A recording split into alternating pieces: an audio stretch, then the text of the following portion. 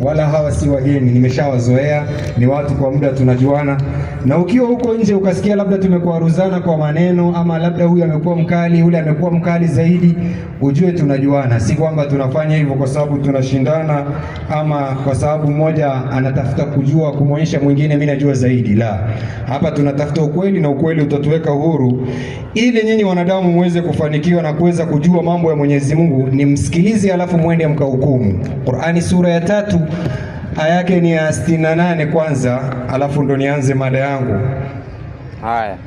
Kidogo msomaji, twende. 3:68 Qur'ani inasemaje? Safi, nimefika. Hii hapa inasema, naam, kwa jina la Mwenyezi Mungu mwingi wa rehema mwenye kurehemu. Safi. Inasema watu wanamkurubia zaidi Ibrahim. Safi. Ni wale waliomfuata yeye. 69. 69 inasema, inasemaje? baadhi ya waliopewa kitabu. Baadhi ya watu waliopewa kitabu, Qur'ani inatuambia twende, wanapenda wakupotezeni. Kwa kufanyeje? Lakini hawapotezi ila nafsi zao. Asante. Na hali wenyewe hawatambui. Asante. Endelea. Enyi mliopewa kitabu. Mwenyezi Mungu anawazungumzisha watu waliopewa kitabu, Mayahudi na Wakristo. Wanaambiwa nini? Mbona, kwa nini mnazikataa aya za Mwenyezi Mungu hali mnajua twende kuwa ndizo? Safi. Enyi mliopewa kitabu, kwa nini mbona mnachanganya haki na batili? Kwa nini mnachanganya ukweli na uongo, na mnaficha haki, na mnaficha ule maneno ya ukweli, hali ya kuwa mnajua kabisa huu ndio ukweli. Kwa hivyo hii ni Qur'ani na inatuelezea sifa ya wale waliopewa kitabu, ndio kawaida yao. Wayahudi na Wakristo wanazungumzishwa direct, enyi mliopewa kitabu, mbona mnafanya hivi na hivi? Sasa ili kusafisha, kuelezea wamechanganya wapi na wameficha wapi, ndio Waislamu tumekuja ili tuelezee. Mada iliyokuwa mbele yangu ikiwa ni mada ya uungu wa Yesu, au kusema kwamba Bwana Yesu ndio Mungu aliyewaumba wanadamu na watu wanafaa kumwabudu. Jambo hilo kwa Waislamu na kwa wanadamu halikubaliki kabisa, kwa sababu Bwana Yesu kando na kuzaliwa kimeujiza haimpi sifa ya kuwa yeye ni Mungu. Na sisi Waislamu tunampenda. Tukisema yeye si Mungu haimaanishi tunampinga, hapana. Tunajua sifa yake na kuna sifa maalum aliyopewa na Mwenyezi Mungu, na Mwenyezi Mungu ametueleza ndani ya Qur'ani kuwa na mfano wake. 3:59 Qur'ani. 3:59 Qur'ani. Alafu leo kwanza, kwa sababu muda ni kidogo, lakini nitajaribu kumzungumzia Bwana Yesu kiroho na kimwili, kwa sababu watu wengi wanafikiria Waislamu bana hawajui Yesu kiroho ndio maana wanampinga. Leo acha nitawapatia elimu. Twende, tutaingia kwa Biblia pia. Iseme bila shaka nini? Hali ya Isa, hali ya Bwana Yesu kwa Mwenyezi Mungu, kwa yule aliyeumba mbingu na ardhi, ni kama hali ya Adam. Mwenyezi Mungu alimuumba Adam kutoka kwa udongo, na Mwenyezi Mungu amemuumba Bwana Yesu ndani ya tumbo ya Mariamu bila ya baba. Adamu ameumba kwa udongo bila ya baba, bila ya mama. Kuna kitu kimoja kimetumika kumuumba Adamu na kikatumika kumuumba Bwana Yesu. Ni nini hicho? Alifanya nini? Inazidi na kusema alimuumba kwa udongo, kisha akamwambia kuwa, basi akawa. Basi Mwenyezi Mungu alimwambia Adam kuwa from udongo, na Adam akawa binadamu. Hivyo hivyo Mariamu anaambiwa kuwa na mwana, na Mariamu anakuwa na mwana. Mwenyezi Mungu haimfanyi kwamba huyo mwana awe ndio Mungu au awe na uungu, la. Hao ni viumbe wake, na Mwenyezi Mungu anaonyesha namna anavyoumba. Na kwa sababu tunawaambia Yesu si Mungu, kwa sababu yeye si muumba, hakuumba chochote isipokuwa ile ambayo kwamba anapewa idhini, lazima ahitaji idhini. Lakini Mwenyezi Mungu ambaye alimuumba Yesu anasemaje katika Qur'ani sura ya 39 aya yake ni ya 62? 62. Naam mwalimu wangu. Nishatua pale. Fika. Maeneo hayo inasema. Iseme. Mwenyezi Mungu ndiye muumba wa kila kitu. Allah ambaye ameteremsha katika aya ukisoma inasema wallahu khaliqu kulla shay. Mwenyezi Mungu ndiye muumba wa kila kitu. Hakuna hii wala hii. Pamoja na Bwana Yesu na mama yake. Qur'ani sura ya 5 aya 17. Shwenda. 5:17. Naomba nisaidie karatasi yangu kidogo Hii hapa inasema. Iseme. 17 inasema na kwa yakini. Kwa yakini. Wamekwisha kufuru wale waliosema. Kwa yakini wamekufuru wale waliosema. Mwenyezi Mungu ni Masihi. Nani? Isa. Nani? Ibn Maryam. Mtoto wa Mariamu. Wakisema ni Mungu watakuwa wamekufuru. Mwenyezi Mungu anadhihirisha utukufu wake, anasemaje? Endelea. Inazidi na kusema. Naam. Sema. Nini? Ni nani atakayemiliki kuzuilia chochote mbele ya Mwenyezi Mungu? Akitaka. Kama yeye angetaka kumwangamiza. Nani? Masihi mwana wa Mariamu na mtoto wa Mariamu na mama yake. Kwa hivyo hakuna mwenye yote ambaye angeweza kumzuia. Yeye ndio aliyewaumba na yeye ndio anafanya anavyotaka kwa maisha yao, kwa sababu sisi tunaamini Bwana Yesu ako na Mungu wake aliyemuumba, na yake aliyemuumba hakumfanya awe Mungu mwenza, alimfanya awe nabii wake.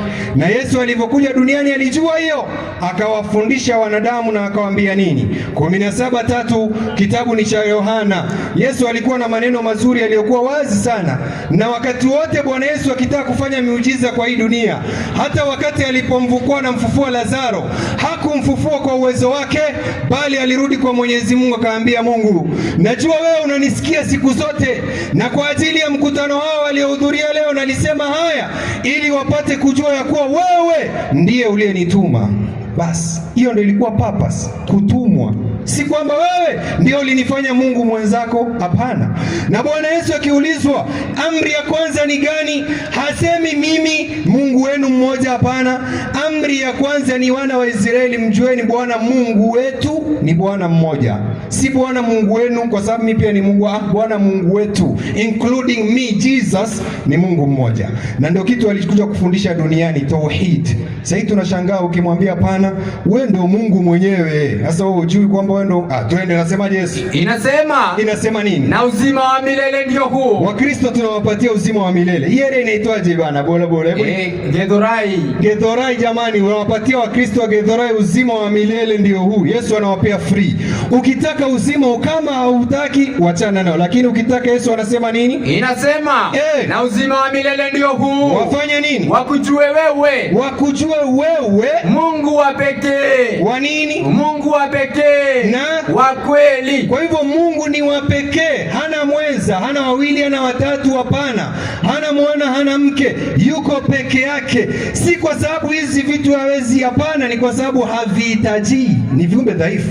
Yeye amekamilika, Mungu wa pekee wa kweli. Ukitaka uzima wa milele, uamini Mungu ni mmoja kwa hii dunia yote, aliyeumba ni mmoja peke yake. Kisha ukishaamini hiyo, kuna nini nyingine?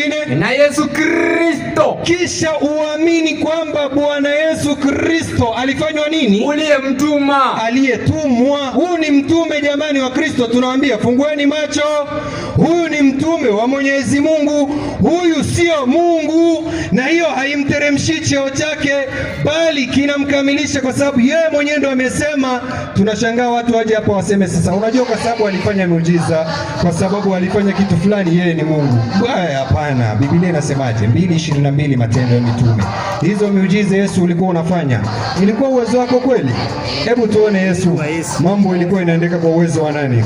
Kitabu ni cha Matendo ya Mitume. Naam. 2:22. Inasemaje? Hii hapa inasema. Inasema. Enyi waume wa Israeli. Sikilizeni maneno haya. Sikilizeni sana kwa makini maneno haya. Yesu wa Nazareti. Mwana wa Mariamu. Ati nini? Qur'ani sura 58 aya yake 21. Alafu tuone Bwana Yesu pia anasemaje. Kitabu ni cha Qur'ani. Safi sana. 58:21. Acha leo tuwasomea Qur'ani na tuwatafsirie inavyotafsiriwa msikitini. Tusiwatafsirie inavyotafsiriwa kule Twende. Inasemaje huko? Bismillahirrahmanirrahim. Qur'ani inatafsiriwa Biblia. Twende. Mwenyezi Mungu amekwisha andika ya kuwa yeye ni nini? Bila shaka nitashinda mimi na nani? Na mitume yangu. Mwenyezi Mungu ni mshindi siku zote, yeye na mitume yake. Kwa nini? Hakika Mwenyezi Mungu ni mwenye nguvu na mwenye kushinda. Yeye ni mwenye nguvu siku zote na mwenye kushinda. Kwa hivyo hakuna kitakachomshinda Bwana Yesu. Wewe vipi, una nguvu ama nguvu zako una time zinakushinda, zinapungua, ili wewe usiwe Mungu? 8:44 kitabu ni cha Luka. Bado dakika ngapi? 5. Hizo dakika zinaenda mbio. 8. Sasa twende tu, lakini tutamzungumzia roho Yesu kiroho pia, na sijasahau hapo. 8:44. 8:47 nadhani kitabu ni cha Luka. Naam. Luka inasema, naam, yule mwanamke alipoona ya kwamba nini hawezi kusitirika, akaja akitetemeka. Safi. Akaanguka mbele yake. 46 samani. 46 anasema, Yesu akasema. Yesu hata azungumziwi, yeye mwenyewe anasemaje? Mtu alinigusa. Yani kwa kuguswa, hata si kupigwa, ni kuguswa tu. Aliguswa ikafanyika nini? Maana naona ya kuwa nguvu zimenitoka. Sasa nguvu zikimtoka atakusaidiaje wewe? Ndio nawaambia Mungu ambao unafaa muabudu ni mwenye mshindi, ni mwenye nguvu, hashindwi. Kiroho pia mimi, wewe, Yesu, Ibrahimu tulikuwa kwa Mungu. Si kwamba ukisikia andiko Yesu anasema kabla ya Ibrahimu mimi nilikuweko, haimaanishi kwamba wewe haukukuweko. 91 kitabu ni cha Zaburi. Soma Biblia. Unajua hizi maandiko hazisomwi huko, mnasoma andiko zingine. Leo tutawasomea zote. Kitabu ni cha Zaburi. Zaburi 91 ama 99:1. 91 nishafika, inasema. Inasemaje? Wewe Bwana. Wewe Bwana umekuwa makao yetu. Mungu amekuwa, yeye ni makao yetu, amekuwa makazi yetu. Wakati gani? Kizazi baada ya kizazi. Yeye Mungu alikuwa ni makao yetu kizazi baada ya kizazi, generation after generation. Kizazi cha Musa, kizazi cha Ibrahimu, kizazi cha Yesu, kizazi cha Muhammad, kizazi baada ya kizazi. Mungu yeye kwake kulikuwa makao yetu kabla haijazaliwa milima, kabla milima haijazaliwa, wala hujaiumba dunia, wala dunia haijaumbwa, na tangu milele na milele. Yani wakati wote sisi tulikuwa. Kwa hivyo ikifika tu time yako ndo unakuja duniani, unaumbwa kwa tumbo ya mama yako, unakuwa hai, lakini roho yako ilikuwa hai, ilikuwepo. Si kwamba inaumbwa wakati huo inaanza upya, la. Kwa hivyo ukisema kwamba Yesu alikuwa ndo inamfanya Mungu, haimfanyi Mungu. Pia sisi tulikuwa. Hiyo point ikuwe clear sana. Qur'ani sura 57:1. Hapo pia kuna mahali watu wa AMR wanachanganyanga wakisema Qur'ani, unaona Mungu anasema yeye, kwa hivyo anakusudia Mungu mwingine. Hakuna Mungu mwingine hapa. Leo nimekuja kuelezea Suratul Hadid nadhani 57. Inasemaje? Bismillahirrahmanirrahim. Safi. Kinamtukuza Mwenyezi Mungu kila kilichomo mbinguni na ardhini. Asante. Na yeye ndiye mwenye nguvu, mwenye hikma. Mwenyezi Mungu ndiye mwenye nguvu, mwenye hikma, na akisema yeye hakusudii mwingine, anajikusudia yeye mwenyewe. Endelea. Inazidi na kusema, ufalme wa mbingu na ardhi ni wake. Safi. Anahuisha na kufisha. Asante. Na yeye ni mwenye uweza juu ya kila kitu. Asante. Yeye ndiye wa mwanzo na ndiye wa mwisho. Sasa ili tuwaelezee maandiko ya Qur'ani na waelewe, au acha tueleze kwa kitabu yao. Pia Mwenyezi Mungu anatumia kwa Biblia yeye, lakini harifaa kwa mwingine. Ni kwa sababu Mungu ni muumba, na yeye maneno ambayo kwamba anataka kutumia hapimiwi. 45:2 kitabu ni cha Isaya. Kitabu ni cha Isaya. Safi sana. 42. Ngapi mwalimu? 5. Naam. Nishafika, inasema Mungu Bwana anena vipi Mungu? Yeye aliyeziumba mbingu. Kumbe Biblia pia Mungu yeye hajaumba, anajua kuna mwingine aliyeumba. Anasema yeye aliyeziumba mbingu. Amefanya nini? Na kuzitanda. Yeye aliitandaza nchi. Kumbe kuna yeye mwingine aliyetandaza nini? Nchi. Endelea. Na mazao yake. Yeye awapaye pumzi watu. Kwa hivyo kuna yeye. Hii ni maneno ambayo namna ya Mungu kuongea. Hii mambo ya yeye haimfanyi Yesu kuwa Mungu. Hiyo nadhani itakuwa imekufa kifo cha mende kama atakuwa ni muelewa na mwenye kufahamu. Jambo lingine ambalo kwamba linafanya na kuwasukuma watu kusema Yesu ni Mungu au kumpea uungu, eti ni kwa sababu Qur'ani, hata si Biblia, Qur'ani imesema Yesu aliumba kwa idhini ya Mwenyezi Mungu. Hata it makes sense. 45 twende 3:49 tuone, maana inasomwa nusu ya andiko. Leo nataka niimalizie kabisa mpaka chini, alafu si yeye peke yake aliyeumba. Nitarudi nionyeshe katika Kutoka kuna mwingine pia aliumba. Twende 3:49. Inasema kwa jina la Mwenyezi Mungu mwingi wa rehema mwenye kurehemu. Safi. Na atamfanya mtume. Kumbe Yesu atafanywa akuwe ni mtume kwa wana wa Israeli. Awaambie nimekujieni na hoja kutoka kwa Mola wenu. Yeye ni mtume tu, amekuja na hoja na proof na evidence kuambia ya kuwa kutoka kwa Mola wenu. Safi. Ya kwamba na kuumbieni katika udongo kama sura ya ndege. Hiyo yote inatoka kwa Mwenyezi Mungu, kutoka kwa Mola wenu, si mimi. Endelea. Kisha nampuliza mara na kuwa ndege. Kwa nini? Kwa idhni ya Mwenyezi Mungu. Hiyo ndio iko, ni idhni ya Mwenyezi Mungu. Yaani huwezi ukafanya chochote kwa hii dunia kwa sababu wewe Bwana Yesu ni kiumbe kama viumbe wengine mpaka upewe idhni na Mwenyezi Mungu. Hiyo ndio point ya mwisho ya kumalizia 24:39. Dakika mwalimu imeisha. Sasa nitarudi hapo basi dakika zingine. Asante sana mwenyekiti, na muda wangu nadhani umefikia mwisho hapo. Niache hii mic. Asante mwalimu wa Kiislamu. Tunampisha sasa mwalimu wa Kikristo. Kumbuka mada ni uungu wa Yesu, naye dakika zake 15. Karibu. Safi.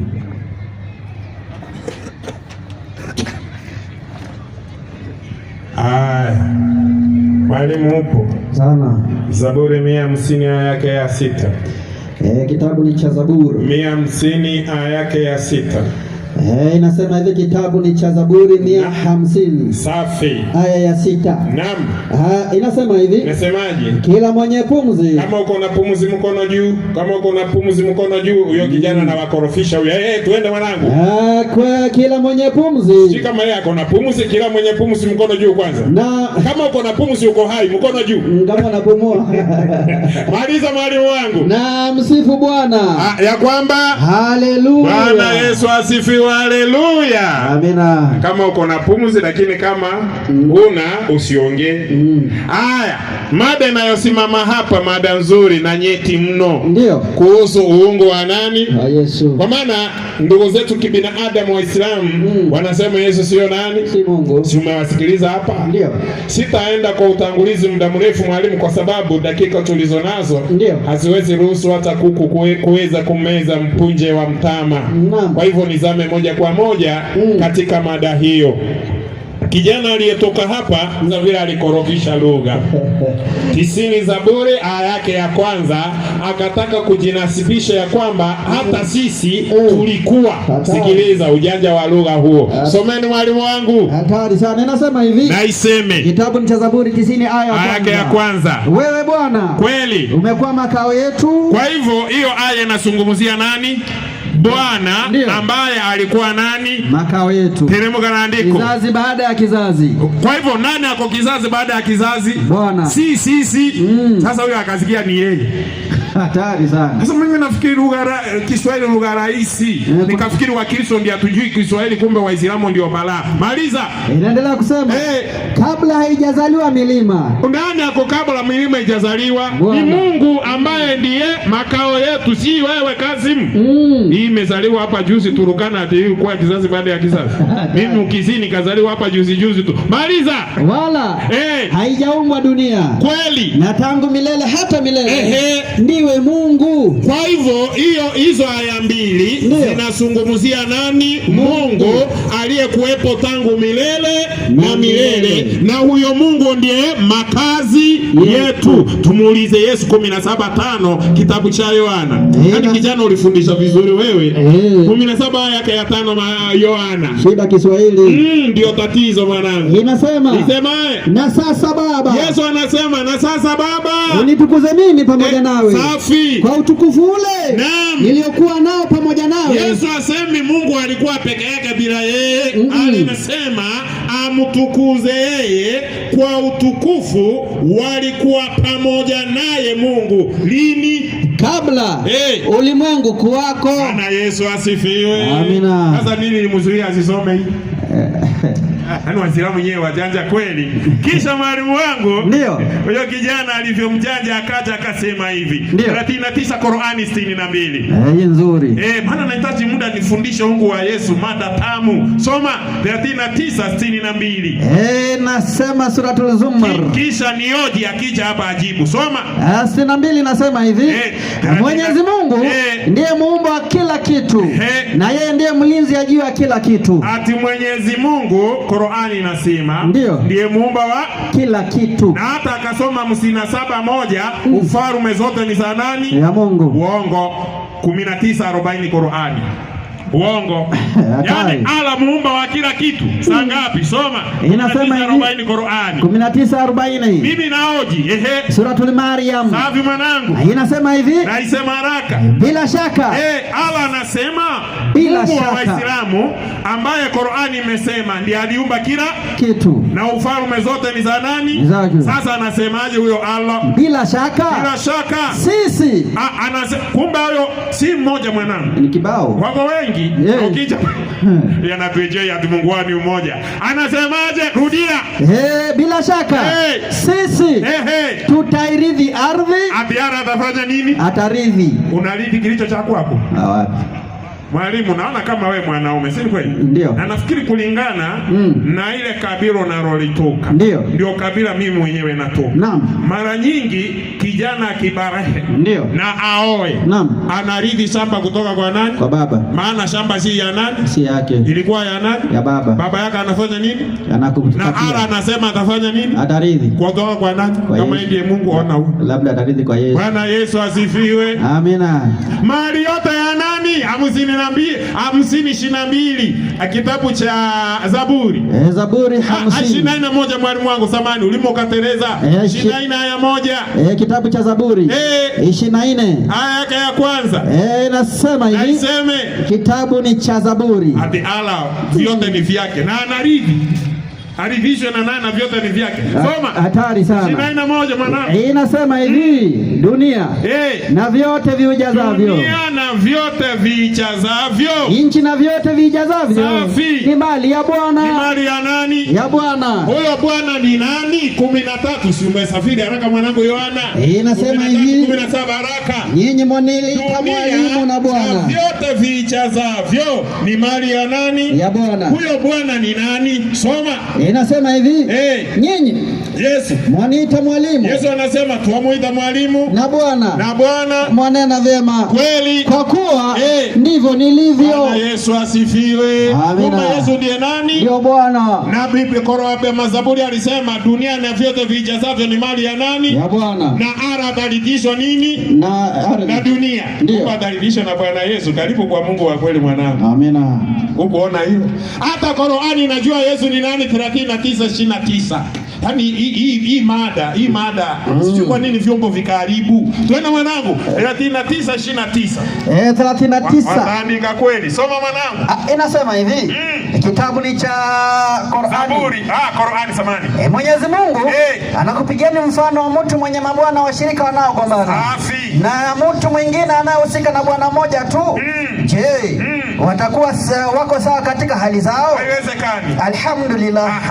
Lakini wengi hawajui. Basi Allah anasema hivi basi shughulika na bwana wako mmoja tu. Kwa hivyo Qur'ani nzima Bwana ni wangapi? Mmoja tu, ambaye ndiye nani? Mwenyezi Mungu. Qur'ani inatuambia Bwana ni mmoja, naye huyo Bwana ni Mwenyezi Mungu peke yake. Sasa Qur'ani tuambie Bwana mwingine anaweza kuwa Mungu ni nani? 3. Kwa ngapi mwali wangu? Shafika 13. Ama 29. 3 Al-Imran. 3:30 nafikiri na 9. Soma haraka mwanangu. Nasema hivi. Mala malaika wakamlingania hali amesimama akisali chumbani. Hiyo kwamba Mwenyezi Mungu atakupa habari njema za kuwa utazaa mtoto muite Yahya. Atakayekuwa mwenye kumsadikisha mtume atakayezaliwa kwa neno litokalo kwa Mwenyezi Mungu. Naye ni Nabii Isa. Huyo mtoto ni Nabii Isa, yaani Yesu ambaye tunamzungumzia. Na Qur'ani inasema na huyu Yesu atakuwa nani? Bwana kabisa. Na Qur'ani inasema Anasema Bwana ni nani? Ni Mungu. Na hiyo Mungu ni wangapi? Ni mmoja. Na Qur'ani inasema Yesu ni Bwana kabisa. Bwana Yesu asifiwe. Amina. Mbona msomi msikitini hivyo? Hawaonaki. Ana huyu. Na anatudanganya hapa kuna Mungu mmoja. Atakuonyesha hapa wengine nasema mko na miungu kibao. Waislamu wana Mungu mmoja sangapi? Ulisikia wapi? Nashukuru sana mwalimu. Kisha unajua Yesu anaposema sikieni enyi Israeli, Mungu wetu ni Mungu ngapi? Mmoja. Ni kama hivi mwalimu wangu. Ndio. Walimu wengi wa shule ya chekechea yani nursery, mara nyingi ile zamani, sijui sama hizi walikuwa wanawake kabisa, na hata darasa la kwanza wanawake na wakitufundisha Kizungu walikuwa wanatuambia hivi kama mimi. Huyo mama anakuambia hivi, say I am a boy. Kama uko na akili, huyo mama ndiye boy? Hapana. Si anakuambia useme ndio upate elimu. 3:49 aliyosoma 3:49 soma mwanangu. Anasikia Yesu akisema sikieni yenye Israeli, Mungu wetu ni Mungu mmoja. Ati Yesu ako hapo ndani.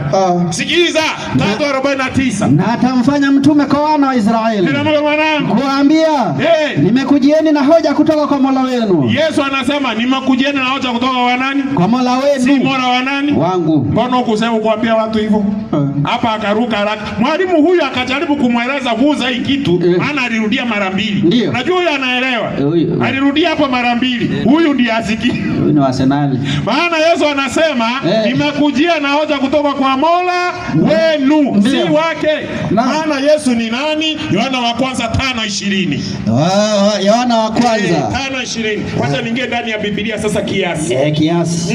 Nzuri. Uenda wataelewa. Safi mwanangu. Inasema hivi. Inasema. Nasi twajua kwamba mwana wa Mungu amekwisha kuja. Naye ametupa akili kwamba ukimjua mwana wa Mungu unapata akili. Ndio. Kwamba tumjue yeye aliye wa kweli. Nani? Nasi tumo ndani yake yeye aliye wa kweli. Safi. Yaani ndani ya mwana wake Yesu Kristo. Huyu Yesu huyu Yesu huyu ndiye Mungu wa kweli. Tena na uzima wa milele. Bwana Yesu asifiwe. Amina. Waislamu, mwalimu Kasim ndio na ndoo yako share hapa. Ana jina kilomita 1. Mkija hapa. Mkija hapa usisahau. Tunahitaji ndani ya Qur'ani. Ndio. Allah ndiye Mungu wa kweli na uzima wa milele. Tunahama kanisani. Allah. Yaani aya moja Qur'ani nzima. Juzuu 30 sura 114 6236 mwisho wa Qur'ani. Moja, Allah Mungu wa kweli na uzima wa milele. Nashawishi hawa Kristo tuame twende msikitini. Lakini Biblia imesema Mungu wa kweli ni Yesu. Mbona Waislamu wamuelewe Yesu? 2:9 kitabu cha Wakolosai. Alijaribu kugusia hapo akaacha. 2:9 Wakolosai. Nasema maana katika yeye. Maana katika huyu Yesu umejaa utimilifu wote. Unakaa utimilifu wote. Waungu. Kwa jinsi ya mwili. Kwa hivyo huyu Yesu ukimwangalia ako mara mbili mwalimu wangu. Naam. Katika lile umbo la nje kijana alijaribu kuzungumzia kimwili mwanadamu.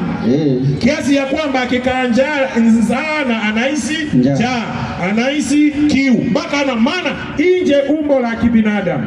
Lakini asili yake si mwanadamu.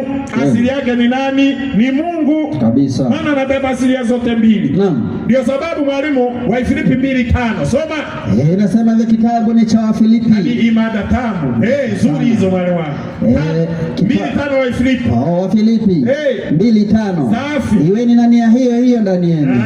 Ambaye alikuwa hapo kwanza ndani ya Kristo Yesu. Safi. Ambaye hapo mwanzo alikuwa yuna namna ya Mungu. Huyo Kristo mwanzo yu namna ya Mungu. Si kuwa na namna ya Mungu tu. Soma. Naye hakuona kule kuwa sawa na Mungu. Kwa hivyo si namna tu, alikuwa sawa na nani? Na Mungu. Wapendwa, hapa inahitaji niende polepole. Nani mwalimu wangu ako sawa na wewe? Ni mimi tu. hata iwe ni mapaja, wale wanasayansi wanatuambia identical twins, yani wanafanana.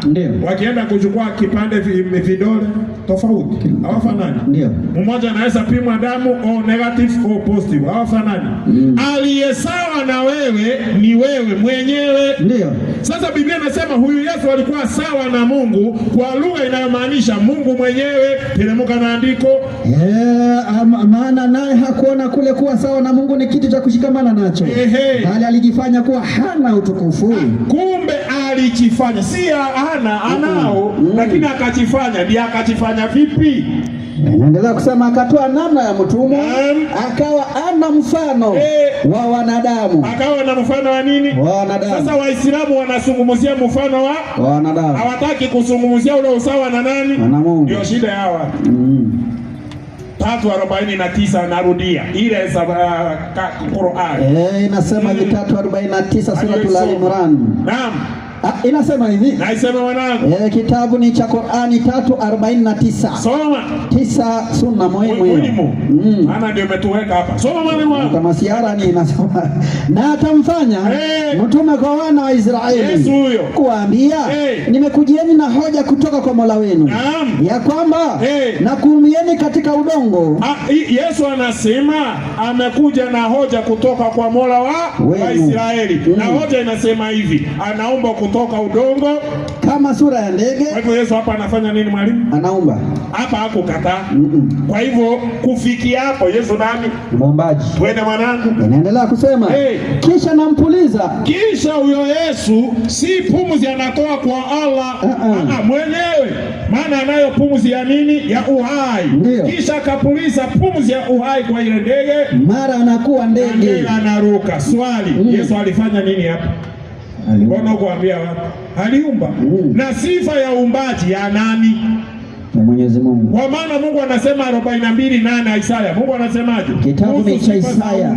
Sifa za uungu. Mungu anasemaje? 42 aya ya Isaya.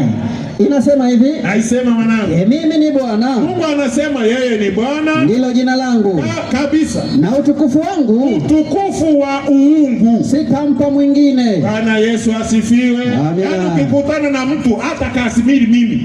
Ukutane na mimi naumba. Usihofu, mimi ndiye Mungu. Kama anaumba ambayo mimi haiwezekani. Maana Mungu amesema sifa za uungu hawezi pea mwingine. Lakini hapa Yesu amefanya nini? Ameumba. Kwa hivyo yeye ni nani? Ni Mungu. Hadi mimi nashangaa na Waislamu wengi. Nilikuwa nafikiri huyo kijana amesoma, kumbe inalilahi. Mwalimu wangu ndio. Kisha ningependa niseme hivi 19:64 Qur'ani. 19:64. Sifa za uungu ndani ya Qur'ani. Unasemaje? Na mimi nasema hivi. Kitabu ni cha Qur'ani. Safi. 19:64. Inasema hivi. Naisema mwanangu. Mtume alimtaka Jibrili awe anamjia mara kwa mara. Huyo ni Mtume Muhammad wa Waislamu. Alipendelea Jibril ama Gabriel au anashuka kwake mara kwa mara. Malaika anasemaje? Basi akamwambia Jibril, akamwambia Mtume Muhammad, wala hamteremki ila kwa amri ya Mola wako. Yaani malaika hawaendi mpaka waamulishe na nani? Na Mola. Kwa hivyo amiri jeshi mkuu wa malaika ni nani? Ni Mola mwenyewe. Sasa Yesu anasemaje mwalimu wangu? Katika 22:16 Ufunuo. Kama sifa ya kutuma malaika ya Mwenyezi Mungu peke yake. Hapa Yesu atakuwa nani? Soma. Mimi Yesu nimemtuma malaika wangu. Bwana Yesu asifiwe. Amina. Yesu asemi yeye. Anasema mimi, maana ndiye boss. Na mtuma malaika wangu. Na Qur'ani ikasema nani anatuma malaika? Mola. Alafu hapa Yesu atakuwa nani mwalimu wangu kama uko na akili? Ni Mwenyezi Mungu. Alafu 32 hii ni Qur'ani. Imeisha. Asante mwalimu. Hatari sana. Asante. Kutii ni bora kuliko kafara. Asante, nashukuru mwalimu.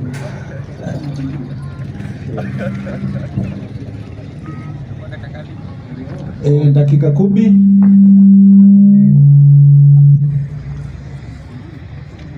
Enda ukufuru tena.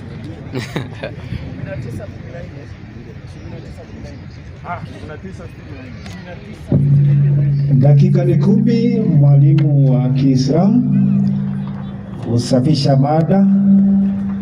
Asante sana mwenyekiti, shukran sana kwa nafasi. Karibu. Na pia mwalimu ambaye ametangulia kuzungumza hapa hivi, siwezi nikamlaumu, maana ameongea kadri ya elimu yake na uwezo wake ulipofikia. Lakini mara ya kwanza akisimama akasema someni Zaburi 150 iliyosema haleluya, na mimi nimezungumzia salamu, ndo nikajua inna lillahi wa inna ilayhi rajiun. Labda kama nyinyi hamna salamu, sifa yenu ndo salamu, kumsifu Mungu ndo salamu yenu hiyo hivyo labda. Lakini kama salamu ipo na Yesu alifundisha, nimtumie hiyo salamu, hata kama Uislamu ndo wanatumia saa hizi. All in all, mimi nishamuelewa mwalimu kwa yale aliyokuwa anajaribu kufanya. Hoja najua nilizoacha hapa ilikuwa nzito. Nimesema Yesu hana nguvu na nikatoa andiko. Mwalimu hajafika huku kabisa. Nikasema andiko lingine kwamba Mwenyezi Mungu ni muumba. Yeye ndo aliumba kila kitu. Mwalimu alipokuja akasoma kijanja na akasoma nusu. Hebu tuende Qur'ani kwanza. 3:49 tusome mpaka chini. Ati Mola wenu, na ndio maana kusema Mola wetu kwa sababu uko chini alisema, hukushuka ungeshuka tu. Twende sasa, unajua nasoma kama vile ninavyosomangwa kule kanisani. Wacha tusome msikiti sasa. Inasema iseme Bismillahirrahmanirrahim. Asante. Na atamfanya mtume kwa nani? Kwa wana wa Israeli.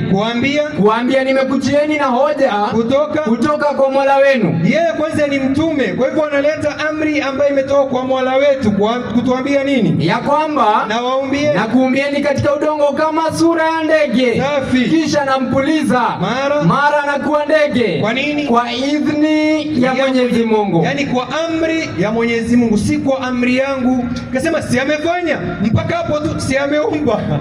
Mwalimu, hebu tuende 50 nasema baada ya kuumba hivyo wote alikuwa kwani lengo lake ya kufanya yote ni nini? Ili sisi tumwabudu. Anasema nini? Na nitakuwa msadikishaji. Kwa nini? Wa yale yaliyokuwa kabla yangu. Shuka. Katika Torati. Asante. Na nimekuja ili nikuhalalishieni baadhi ya yale mliojiharamishia. Shuka. Na nimekujieni na hoja kutoka kwa Mola wenu. Safi. Kwa hivyo nyinyi wa Kristo, mcheni Mwenyezi Mungu. Mcheni na muabudu Mungu, si Yesu. Anasema yote nafanya ili nyinyi muabudu Mungu. Endelea. Na nitini. Na Yesu mumtii, muamini kwamba yeye amekuja kuleta mambo ya Mungu, si mumfanye yeye ndo akuwe Mungu. Afala taaqilun. Twende. Hakika Mwenyezi Mungu ni Mola wangu na Mola wenu. Ati nini? Mwenyezi Mungu ni Mola wangu na Mola wenu. Mbona kusoma hapo? Ama ulijua itakuchoma? Lakini sawa, si unajua kanisani ungefika. Leo msikiti wa Uislamu tuko hapa, tutafika. Jambo ambalo kwamba nimeshangaa kwa nini mwalimu anifahamu aelewi, ni makusudi anafanya ama ni kwa sababu elimu yake haimruhusu. Mimi sitasema Yesu si Mungu kwa sababu yeye amepewa jina ya Bwana, hapana.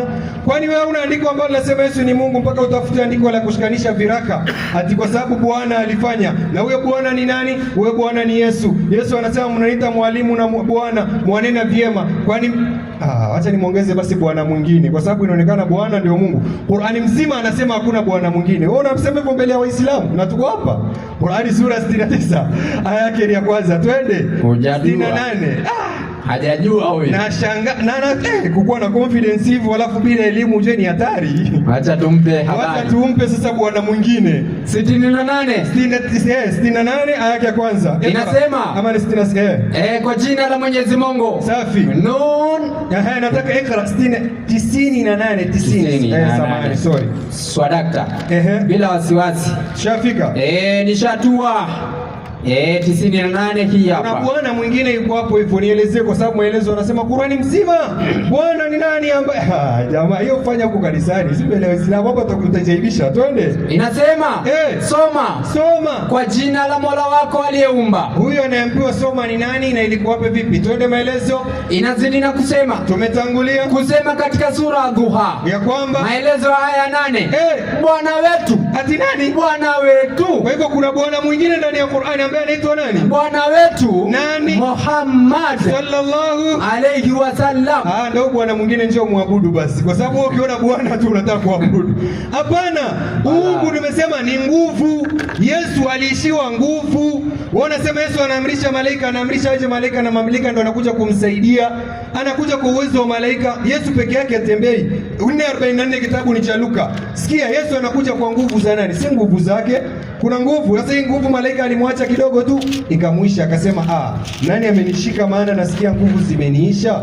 Sasa Mungu gani anaishiwa nguvu? Twende. Iseme basi 4:44 safi. Basi alikuwa akihubiri katika masinagogi ya Galilaya. Safi. Ikawa mkutano 4:14.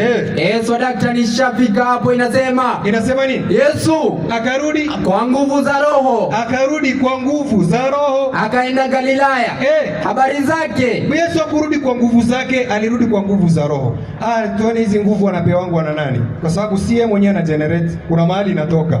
22:43 Luka. Hizi ndivyo ndo mnafahamu msomi wa Kristo, kuja direct maandiko hivi. Si lazima utafute kiraka.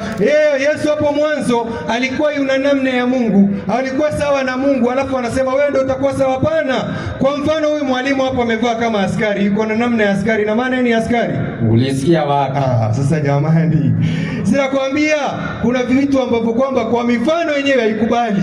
Yesu alikuwa yuna namna, si alikuwa Mungu, alikuwa yuna namna. Na hata kiroho, na nitarudia na nitasoma mpaka saa hizi, Yesu hajakaa, amesimama. Kwa sababu pale hana cheo cha kukaa, ana kiti yake, anasimama. He is standing as a servant of God, not as a God.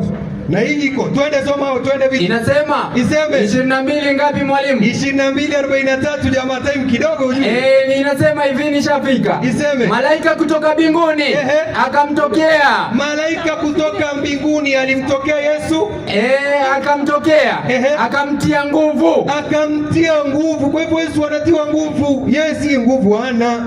Na kwa nini hana? Kwa sababu hii nguvu yote ni ya Mwenyezi Mungu peke yake. Na ndio maana Qur'ani ikasema yeye ndiyo mshindi.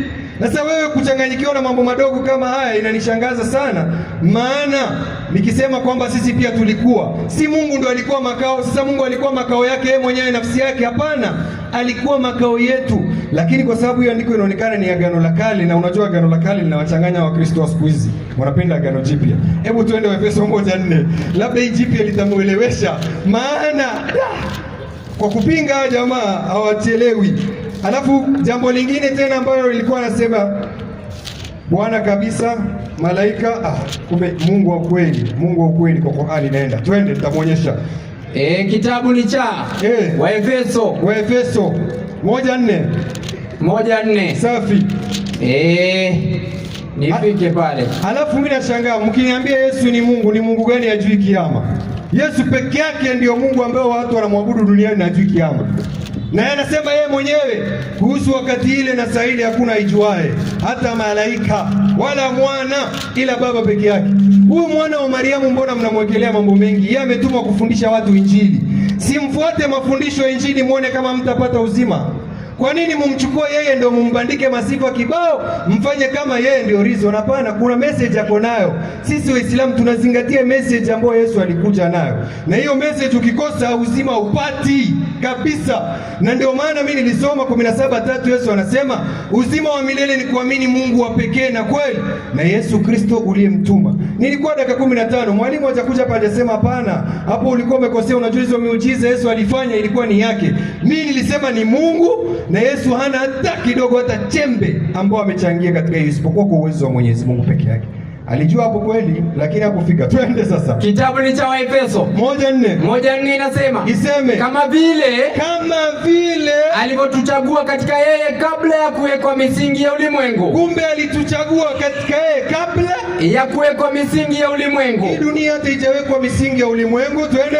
Ili tuwe watakatifu, watu wasio na hatia mbele zake katika pendo. Kwa hivyo Mungu alikuwa watu waliowachagua na walikuwa kabla ya ulimwengu kiroho. Si kwamba ukuja hapo useme ni Yesu ung'ang'anizi ni yeye peke yake. Yeye akisema kabla Ibrahimu asije kwako mimi niko, haimaanishi wewe haukuwa, wewe pia ulikuwa. Kwa hivyo Mwenyezi Mungu huo uwezo anao. Qur'ani sura 22 aya yake ni ya 6. Sasa twende. 22 aya yake ya 6. Safi ninayo hii hapa, inasema iseme kwa jina la Mwenyezi Mungu mwingi wa rehema mwenye kurehemu. Asante. Inasema hayo ni kwa sababu Mwenyezi Mungu yuko safi, na kwamba yeye huwahuisha wafu safi, na kwamba yeye ni mwenye uweza juu ya kila kitu.